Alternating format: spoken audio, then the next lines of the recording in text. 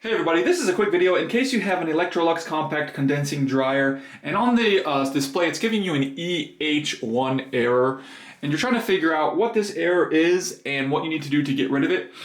So first of all, the reason that you're getting this error is that the dryer is detecting a voltage problem. It's not getting the voltage that it needs. So this might not be an issue with your dryer at all. What you need to do is check the outlet where it is plugged into and make sure that you're getting between 208 and 240 volts to run your dryer.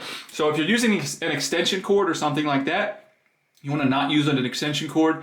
And if you're on like a home electrical system, you want to make sure that you're getting proper electricity. You'll need to check the plug and make sure that that outlet is giving you proper electricity. And if it's not giving you proper electricity, then you're going to need to fix the electrical supply coming to your dryer. If you know the electrical supply coming to your dryer is good and you're still getting this error, then that's going to mean that most likely that your control board is fried or there's some kind of fault on it that's giving you this error. And if a hard restart doesn't fix it, you're going to just want to replace the electronic control board. And I'll go ahead and put a link in the description to a tutorial on how to replace the electronic control board on your dryer.